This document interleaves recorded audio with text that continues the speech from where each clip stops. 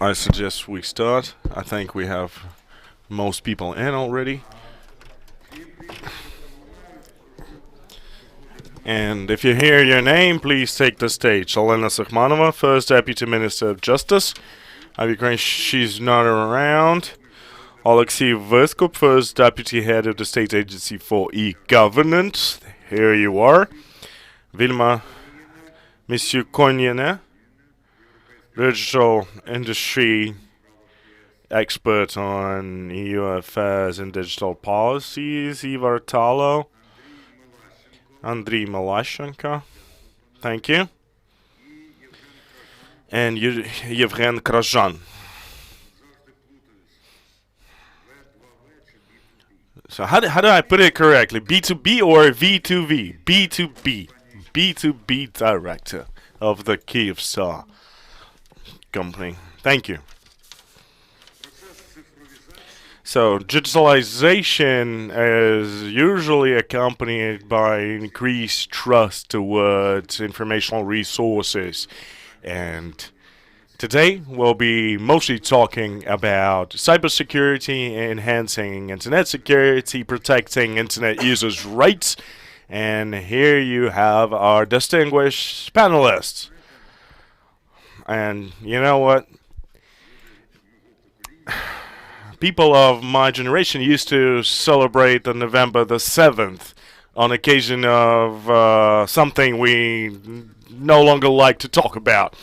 The new generation, however, will probably be celebrating the November the 7th on the occasion of the adoption of the law of Ukraine on electronic trustee services, which is in fact an implementation of IDAS in Ukraine. And Mrs. Kmanova? And since you represent the Ministry of Justice, and since Ministry of Justice is responsible for DSM, whatever that means, so you, as a lawyer, what do you think this whole thing means for the society? You know, other than the fact that we have this law in place and a good date to celebrate. Well, thank you very much indeed. And normally lawyers and attorneys find it really hard meaningfully speaking about digitalization and digital technologies. However, we do see this trend taking hold all over the world, and there is no turning back. In fact, you know, as I was commuting here, I recalled a situation some 10 years ago, or maybe even more. I came to work for a big enterprise, and the chief accountant there, she was from that old generation, my generation, right? You mean even older than that, I think. And for her, and obviously at this time we already had emails and internet, but for her, the PC she had was nothing more than an item of the furniture. So she would log on to her email account and would print out all the letters and then send them as hard copies. So I mean, it's something really hard to imagine these days. But then 10 years back, it was kind of funny, but it was okay. Still, it was acceptable. These days, however, the world has been totally reformed. And, you know, we're talking only 10 years. 10 years of human history transformed everything. And, you know, 10 years is not a very long time for a major progress to take place, in fact. And I think, yes, November the 7th is a worthy day to celebrate, because it was on this day when we switched from regulation based on old, obsolete documents to regulation based on modern laws. You know, what are those electronic trustee services? It is sort of analogous to a situation where you have an intermediary regulating relationship between the parties without interfering. And both parties trust the intermediary. And I think the biggest hallmark of this law, and the biggest hallmark of digital progress is trust. In fact, transparent relationship, free of corruption, free of subjectivity. And I could give you another example of how these relationships are a hallmark of trust. So this year, we've had lots of notary candidates, prospective notaries taking the test.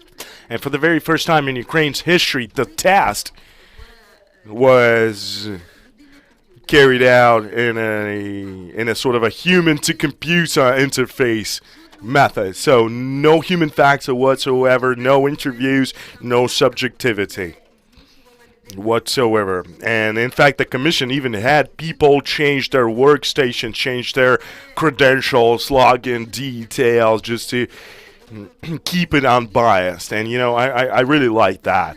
And anytime I hear people say that for the very first time in our history we were able to pull off this totally transparent and honest test. So digital technologies is a sort of a keychain with lots of different keys that represent both technological progress and legal progress. Another breakthrough in this area is what we call a mobile ID. The service that will enable our citizens, and not only the citizens, to get more online-based services from the state, from the country, using this secure mobile ID technology. And yes, we could spend all day long arguing about different merits different devices have in terms of security and safety and confidentiality and data protection. But I don't really think we're going to get any single universal solution, because all the informational technologies and security technologies in particular grow and develop hand in hand with laws and legislation. Another thing to underscore: our laws, legislation needs to be compatible with European legislation, and Ukraine as a country has its own ambitious goals, right? And commitments at the same time to harmonize Ukrainian legislation and bring it in accordance with relevant European directives. And the legislation as it stands right now, including bills and draft laws currently in the Rada, they, according to international experts' opinion, they look to be very compatible with European directives and regulations indeed. And finally, in November 2017, the President Poroshenko made a statement at the Eastern Partnership Forum saying that Ukraine is currently looking at 4 main areas of cooperation with the EU: energy, customs, Schengen Association, and 4th, digital alliance. And I do hope that this sort of digital alliance, or the digital unit, will be one of the first for us to achieve, and hopefully our legislation will be just as good and as high quality as European counterparts. Thank you. Alena Sukmanova gave a very good summary of what introduction of this law means for the citizens. What about business then? what difference will it make for the business? And I would like to ask this question to Alexei Vyskop. What are the prospects of this technology? What will it entail for the business? And then we'll have Yevgen Kazan chime in as well. And another question to Alexei: what are your forecasts and expectations as far as electronic services are concerned going forward? You have 5 minutes. Thank you. Thank you very much indeed. A great pleasure to be here. And from the standpoint of the state agency, one of the key KPIs that we have is implementation of electronic public services for the people and the business. That was the priority that was set a couple of years back when we decided to follow European experience. We shortlisted a number of the most important services for the citizens and for the business. And, this is the key KPI that we need to achieve to make sure these services are there and implemented and are available. At our portal, the Cabinet Minister portal, you can get access to some 117 different services. You can get a construction permit. You can register your business. You can get a one-time childbirth assistance. So lots of different services that pretty much cover 80% of the overall population. Yet, looking at how people use those services, we have to state that people somehow are not very active.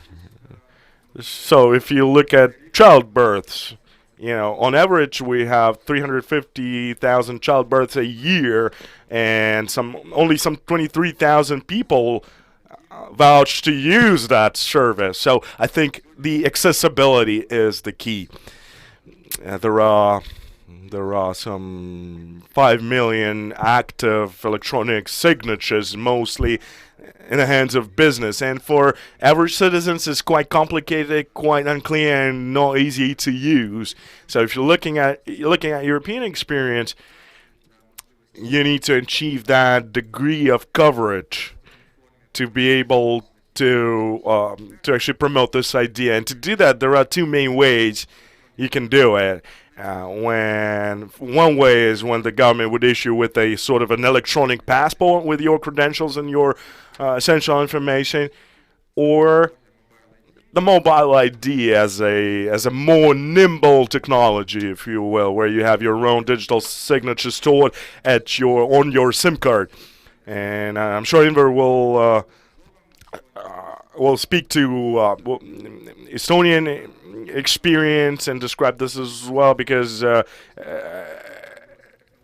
they started out by having a digital passport, and then they moved on to mobile ID, and it became clear that mobile ID is just a better technology, and then most people switched over to mobile ID. And I think, and right now in Ukraine, we're sort of following both of these approaches at the same time. A few years back, they started rolling out those ID cards, the plastic cards, and we're about to finish with our mobile ID project implementation, and I hope that my Kyivstar colleague will correct me if I'm wrong, but next Monday we're going to make a presentation of the very first mobile ID system for business and for citizens, serving as a sort of your own personal key that can get you all these services. Myself, I have mobile ID. I have a signature on my SIM card.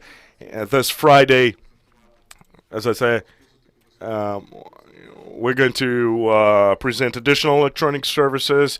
For example, this digital driver's office, or where you could register your car. Could you buy and sell a car online like this? Well, that's a good comment. We'll think about it. I'm not a driver. So, and hopefully this presentation will go smoothly this Friday. And some very important services will be presented. Last Friday we actually tested the service, gave it a try, and the working group members asked if there was anybody who had an actual digital signature on their SIM card, and I remember that I had it, and so I went ahead and I logged in, and it was a breeze. It took me literally 2 seconds to get access to all these different services, and I really wowed the audience. So, and why am I saying this? Because I believe, this technology may become a breakthrough for Ukraine. The biggest problem is the biggest gap that we have to deal with is that people just don't have those signatures. Some 5-10% of people, only 5-10% of people use it. Some 90% of people are not even probably not even aware of that, and they still live in this old paradigm where you actually have to show up in person to get some service, or bring some documents. And so I'm sure, and I hope that this technology will make a huge difference and will make that huge leap forward in terms of bringing more people on board and creating demand in the process, leading to new services being established. So I think that's the breakthrough project that will make a huge difference in about a year or 2 years. Thank you, Alexei. And what Alexei Vyskop said contained 2 hints for the moderator to give the floor to either Ivar or Evgeny. So Ivar, I guess you'll be the first. Your 5 minutes. And let me just remind you, he's a key international expert on e-justice, the EU Prava Justice Project, and one of the founders and members of the Council of Estonia.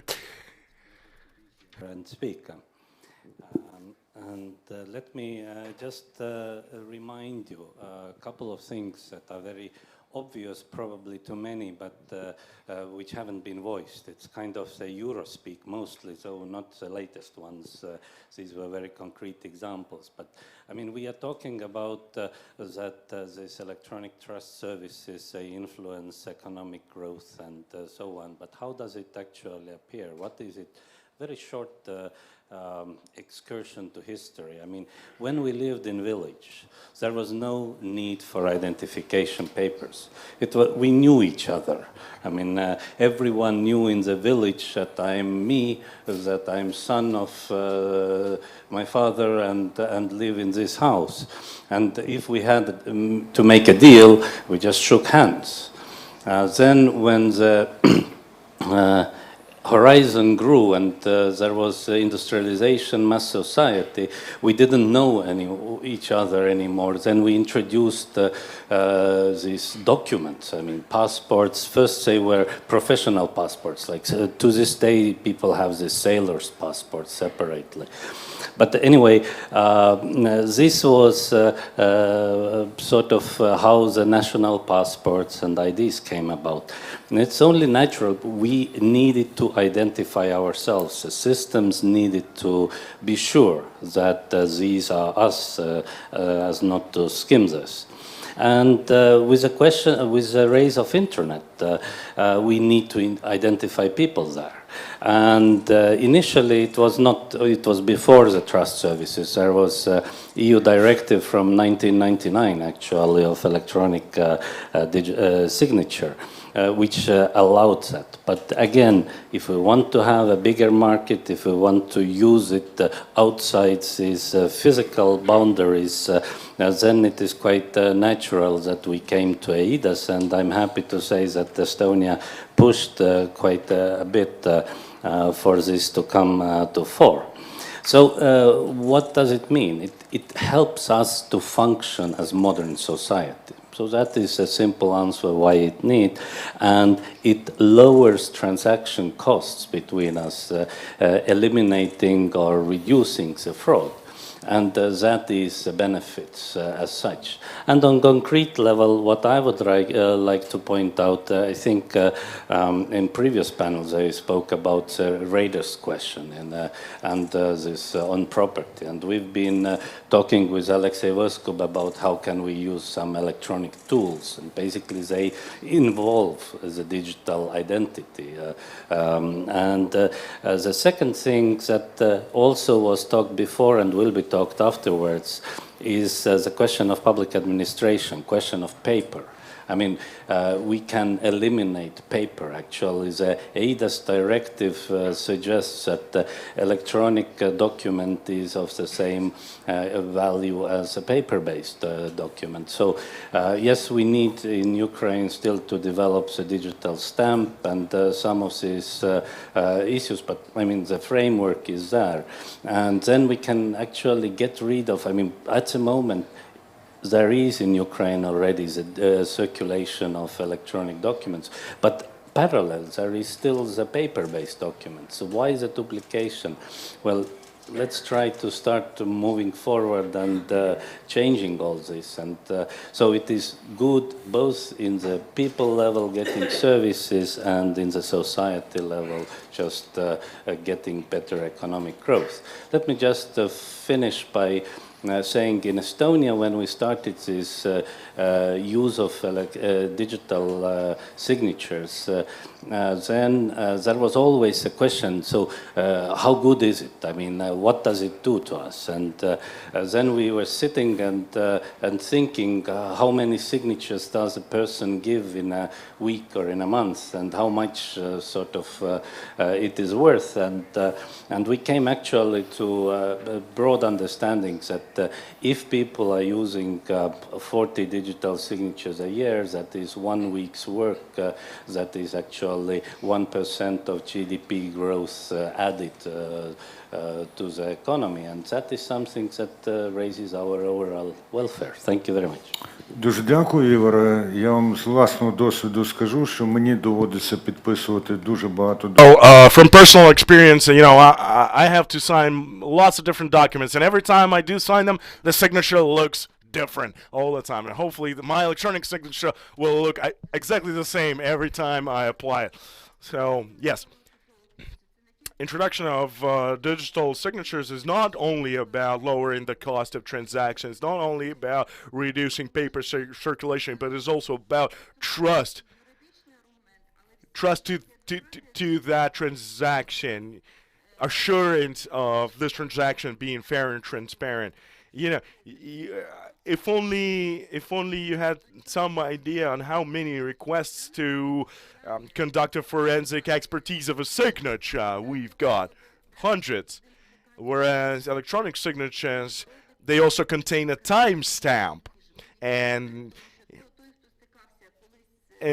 verification of digital signatures is much easier done than the actual physical signature.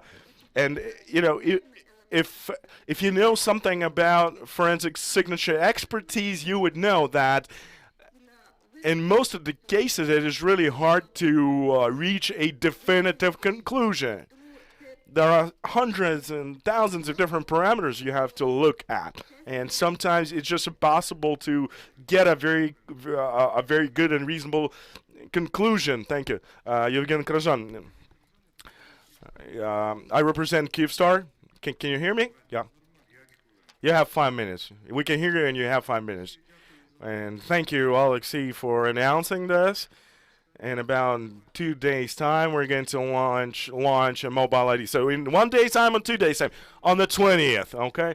So we wanted to do it on a St. Nicholas Day, but just kidding. So okay. Anyway, we're going to launch the service in most cities, and there will be stations that you can go to and get this damn SIM card that we've been waiting for so long. So the issue now becomes, how are we going to make this a popular thing? How are we going to incite people to get those SIM cards?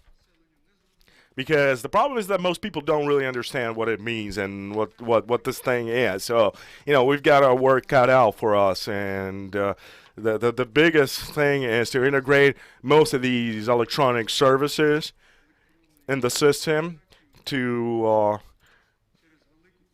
enable the use of that mobile ID across the whole platform, which will just make all the system more unified, more universal, and easier to use. And this is how you're going to get all your services delivered to you.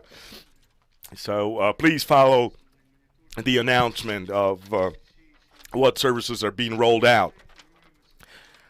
We're currently integrating with Dnipro City Council, Ivano-Frankivsk City Council, State Land Agency has already been hooked up, and we're going to hook up our electronic document flow system.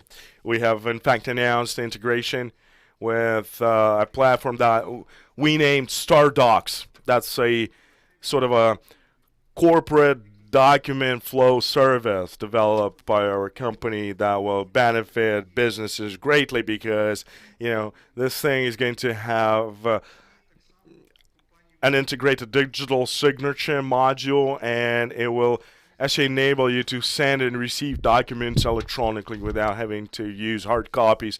And Oksana Firchuk over there, and we're going to go back to you after, because we're so focused on launching this system right now. And let me just remind you that signing a document electronically will probably cost you about 1 hryvnia or 2 hryvnia tops, even 50 kopecks perhaps.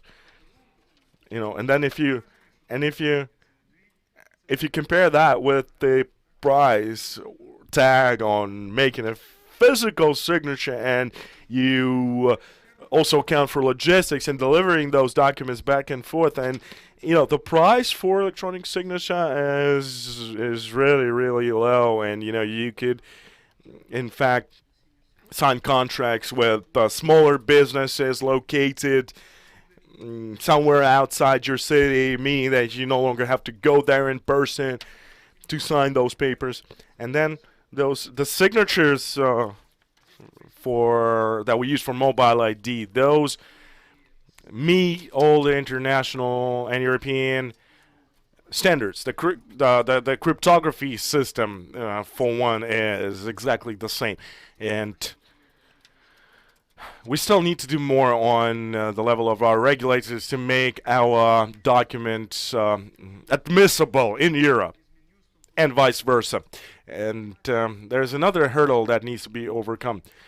And I'm talking about integration with our banking system and with our national bank in particular, and integration with our state fiscal service, the fiscal regulator. And these guys are pretty slow going, but they're considering these things. So hopefully it will work out. So I encourage everybody to come to our stores on the 20th of December and get yourself a brand new SIM card with your own personal digital signature. And I look at Eugene trot out these words as universalization and institutionalization, and it seems he finds it harder to pronounce regulation, which is an indication, I guess, of where he's coming from. Now, what about anti-monopoly committee? Do you think they will start paying more attention to your company because of that? When we used the word mobile ID for the very first time, we didn't do this in isolation. We actually invited other operators, market operators, to join in. LifeCell, for example, they're integrating something similar. They're quite behind us, but yes, they are working on it. So, let's create the market first and then share the spoils. Okay, thank you very much indeed. That was very interesting, and I think for us as your customers, that will probably be very interesting. And Michal Boni, remember him saying, "Go ahead." Ivartalo. He worded it slightly differently. He said, "Move forward." But both of these things are very relatable. And this is exactly, I think, what the EU member states are telling Ukraine to do. And unfortunately, there are still, or actually, fortunately, there are still people, or there are people in Ukraine who don't wait for these calls and they just go ahead and they do things. Andriy Milashenko is one of them, a senior researcher at VM Glushkov Institute of Cybernetics. Органу зі стандартизації, він насправді є одним із провідних авторів того закону, про який йдеться. Пане Андрію, це усвідомлена необхідність, чи це натхнення на вас зійшло? Я можу сказати, усвідомлена необхідність передана мені моїм керівником, перевозчикою Ольгою Леонідівною, якої, на жаль, з нами немає, яка була авторкою, учасником першого закону про електронні цифрові підписи, який імплементував директиву 99-го року ЄС. Тому в мене був гарний вчитель. I had a good teacher which oriented me for the right road. And now, colleagues, I would like to concentrate attention and the experience which was announced today, that we have a specific goal and understanding where to move forward. From our point of view, the key problem and task that we have to solve is to consolidate all branches of power and all participants of our state, citizens, authorities, and business, how to work with this system, because now it's not clear to many people, and it was said a lot about state fiscal service and training and the notaries. And our vision actually formed in 2016 in Ukraine Forum, when involving business, state, and public leaders and science, actually consists of 3 stages. The first stage is harmonization with our legislation in power of attorney, signature, seal, timestamp, registered delivery, website security, and electronic documents in the understanding of the European Union.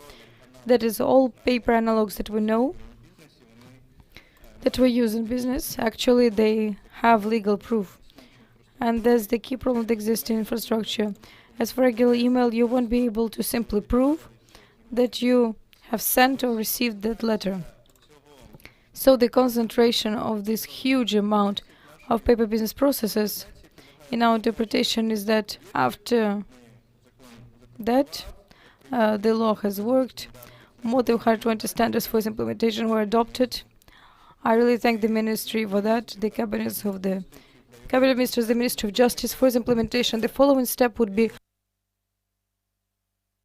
electronic invoices. So the primary documents in the European Union.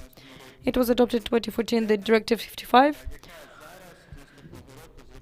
which now, starting for the following year, will oblige all state institutions of the EU to accept electronic invoices in public procurement. And I would like to point your attention to the task, because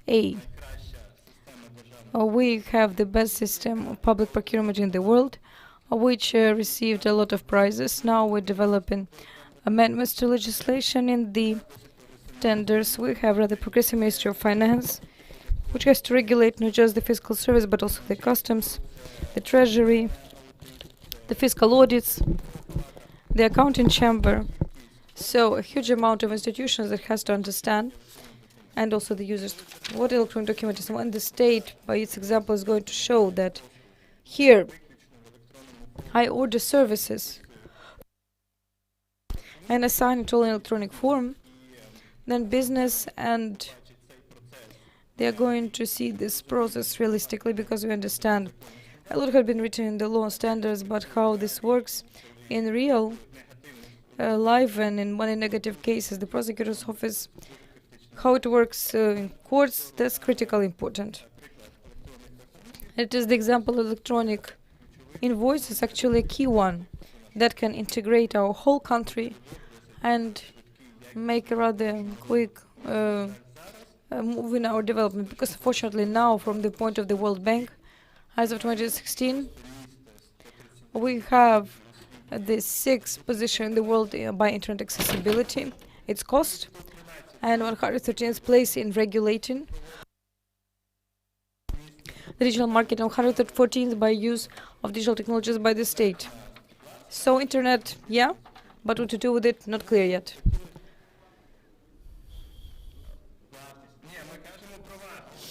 Yeah, and we're talking about the cost. Well, cost is one of the components of accessibility, I guess.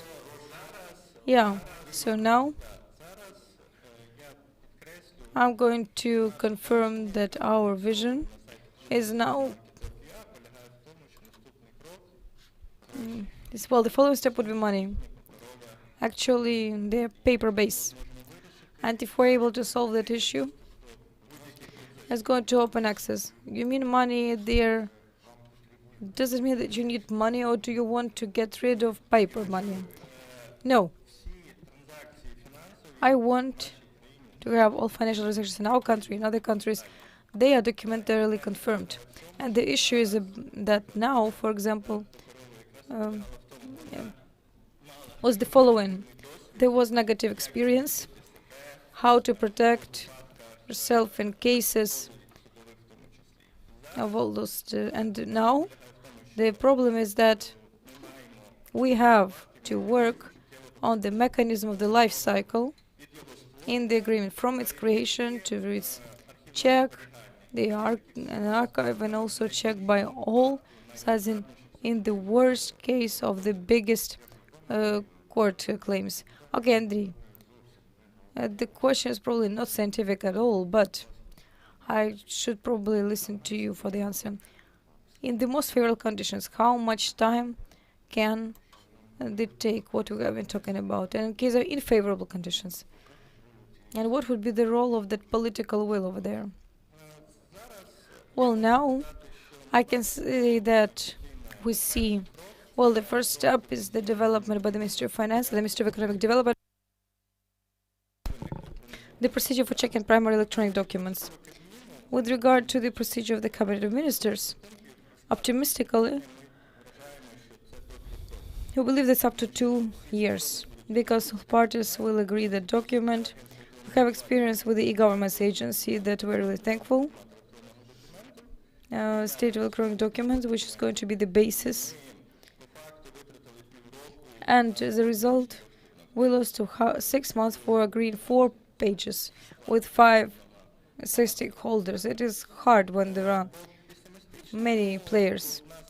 Pessimistically, we have a law on electronic digital signature, which was adopted in 2003 and corresponding to the European law, but not matching the technical infrastructure standards of the EU. So we spent 15 years to come back to the EU. Well, the pessimism is based on that existing story about Ukrainian legislation.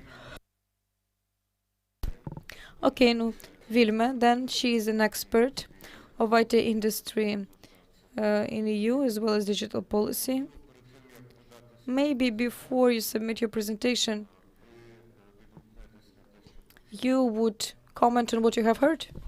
У пані Вільми трохи більше часу за інших, тому Ms. Vilma has a bit more time than us because she has a presentation. In this part particularly, but I just really want to stress 2 important things about digital identity.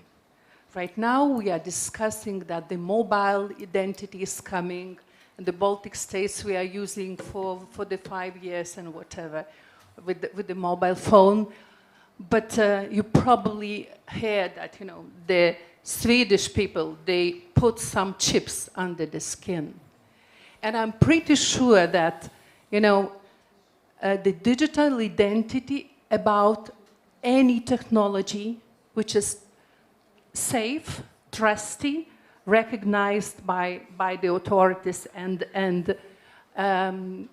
interoperable within the systems.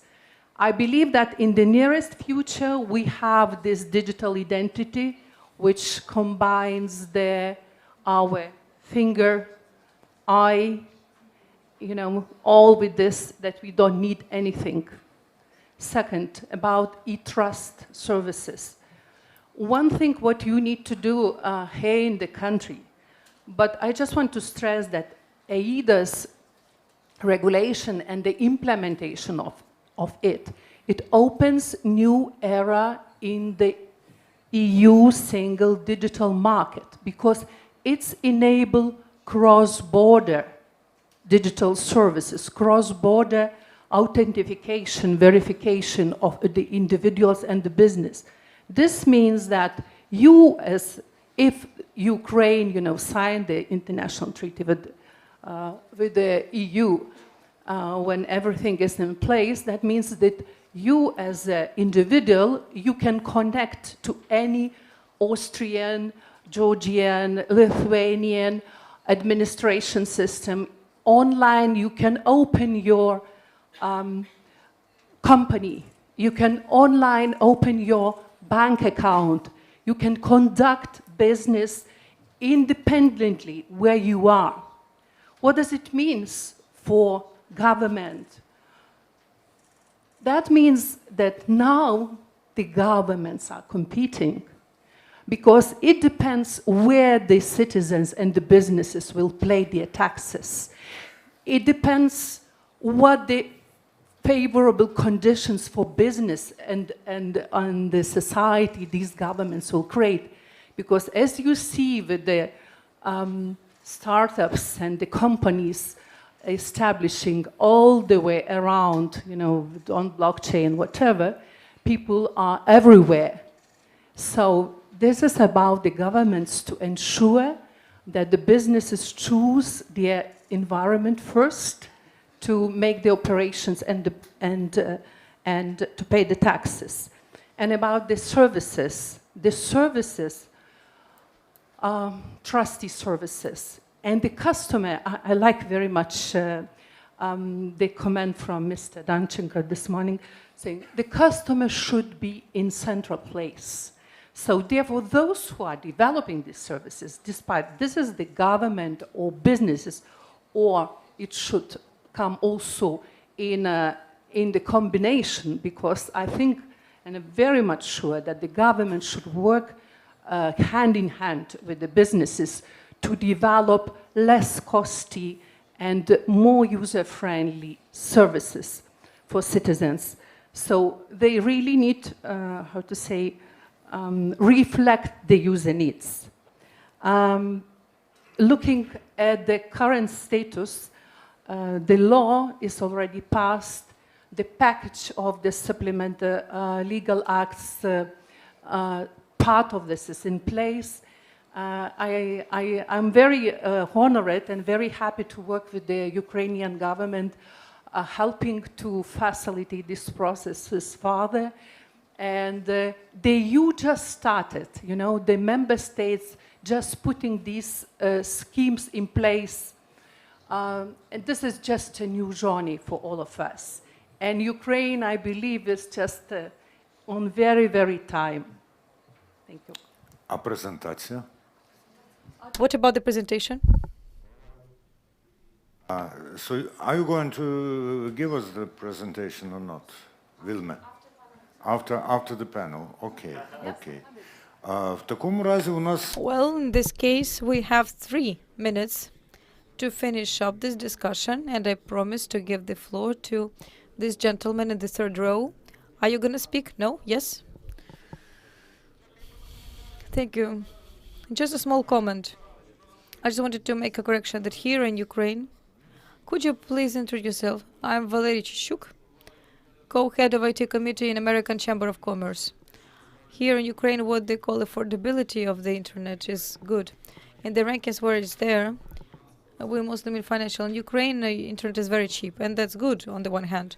On the other hand, this does not allow telecommunication companies, I don't mean the mobile operators, I mean fixed connection, doesn't allow to develop. Because according to the rankings accessibility of the physical infrastructure, like in villages, cities, all that, we are behind the 80th ranking, and that's not a victory that our internet is so cheap. Because the victory is going to have on a physical infrastructure is already there all over the country.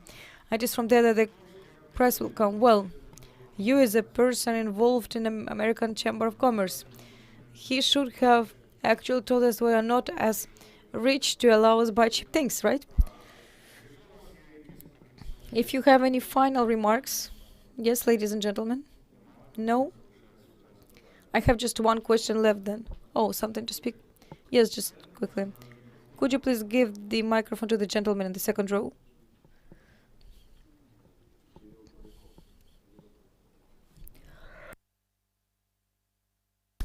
Sergey from Swiss Ukrainian program, e-gap. And this is the question about the implementation of mobile ID. One of your competitors has introduced this price for the first year of use. It's going to cost for the citizen a bit more than 400 hryvnias. We are introducing a platform for e-democracy, and that's the easiest access for a person to participate in solving public issues, and also we are partners of the state governments for agency implementing e-ID. So there's the question: how expensive would it be for the citizen to get this electronic digital signature to participate in our platforms? Thank you. We're running a bit ahead, but still. The verification models are going to move on, but there is a normal approach. One, we are going to do it the way we can do. Like you do it and you go ahead. But I just wanted to note, for now, it's going to be available only for those identified and for content subscribers of Kyivstar. I don't know about our competitors. What is proposed by Kyivstar is the following. Without connection payment, without paying for SIM cards, you can choose two options. Either you pay 50 hryvnias per month, or you choose a tariff plan, which already includes this service free of charge. And this means that if you also bring a brother, a sister, and other relatives, okay, thanks then. Here we're going to finish up our panel, and your applause to the participants, and the presentation from Vilma Misikonene. The floor is yours. А от клікери, тут не було клікера. Ага.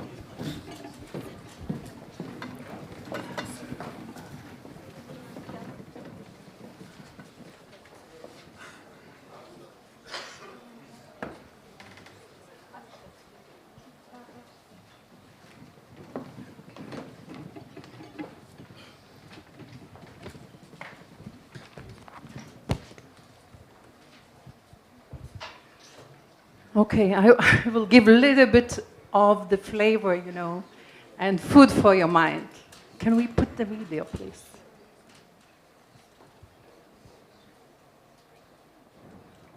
Yeah? Can we? Technicians? Can you put the video? Відео можете запустити, будь ласка? Can you please launch the video? They're just 2 minutes, but I think you will like it.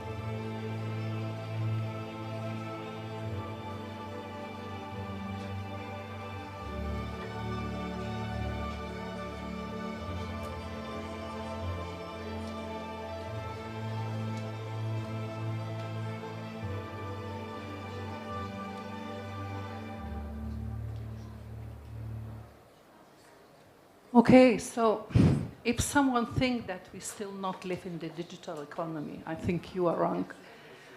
We are spending hundreds of hours not only viewing some information, but passing our data, our privacy